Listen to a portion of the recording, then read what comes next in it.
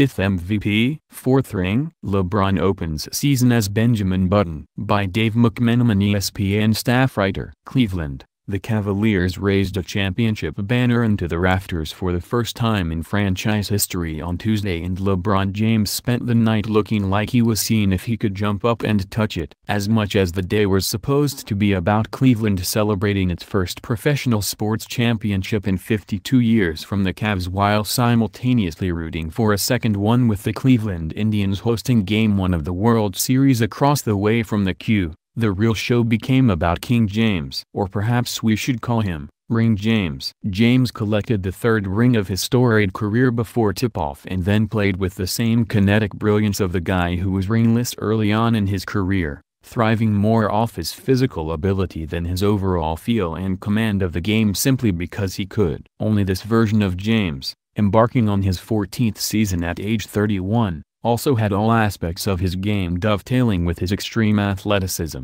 The result was an unforgettable performance from an ageless wonder on a night for the ages in the city of Cleveland. James finished with 19 points, 14 assists and 11 rebounds in the Cavs' 117-88 rout of the New York Knicks to tally his 43rd career triple-double, tying him for 6th all-time. "I just picked up where I left off," he said, flashing a post-game smile as he proudly alluded to the 27 points, 11 rebounds and 11 assists he put up in Game 7 of the finals against the Golden State Warriors in June. Back-to-back triple-doubles, "I'm fine with that." And he was more than fine with the 6 dunks he threw down, one off of his career high of 7, according to ESPN Stats and Information. He had a chance to get tested this summer and they said he had a body of a 19-year-old. Said Cavs coach Tyronn Lue, when asked about the aerial exploits. "Maybe he's getting younger." Benjamin Button. "I don't know, who knows?" When informed by ESPN.com that he just missed his career dunks record,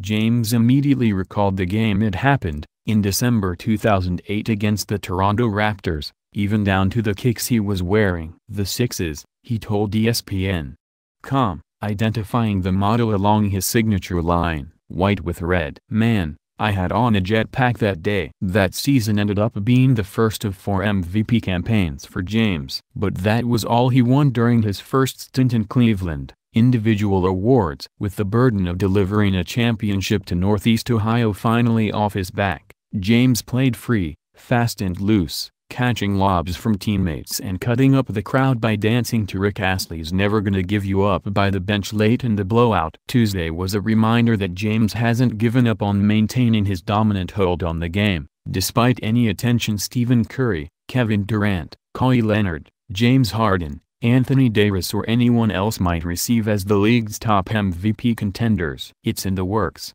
a source close to James told ESPN.com when asked just how much a 5th MVP, which would put him in the same company with only Michael Jordan and Kareem Abdul-Jabbar, is motivating the Cavs superstar. "He feels like he's been slighted a few times already. Why not? No. 5 in year 14? Let's go for it." Why not? Indeed. It's the same ethos James has adopted for months now, calling his shots like Babe Ruth would promise home runs to kids he met in the hospital. When asked about the so-called Title Tuesday doubleheader for the Cavs and Indians, James said Monday, "It's a day that will go down in history. For anyone that lives here, they will never forget it.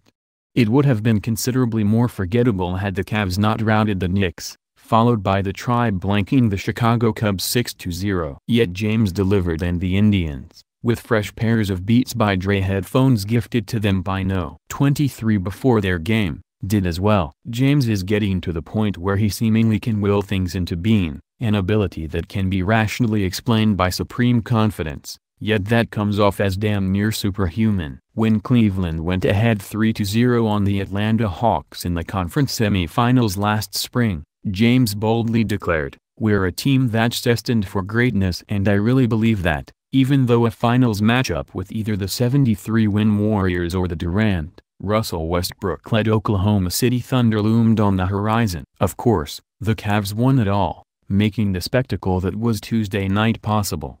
The game seems like it has even slowed down more for him, Cavs owner Dan Gilbert told ESPN.com. "I'm not the most prolific basketball guy, but just from watching him 11 years, I think that happens when a guy matures and is still a superstar. He's obviously special. It's like a dream. It was a surreal spectacle on Tuesday. Alright. WWE's The Undertaker was in attendance and parked himself outside the Cavs locker room before the game, greeting player after player with a hug or a handshake before they took the court for warm-ups. Alongside him was Dana Warrior, the widow of the Ultimate Warrior, who presented Kevin Love with a WWE Championship belt. During the finals, if you recall, James wore an Undertaker t-shirt to practice the day before Game 5 and then trolled the Warriors beautifully by stepping off the plane in Cleveland the Monday morning after the Cavs' Game 7 win wearing an Ultimate Warrior t-shirt. Warrior's widow explained to Love that the Cavs did so much for her late husband's legacy,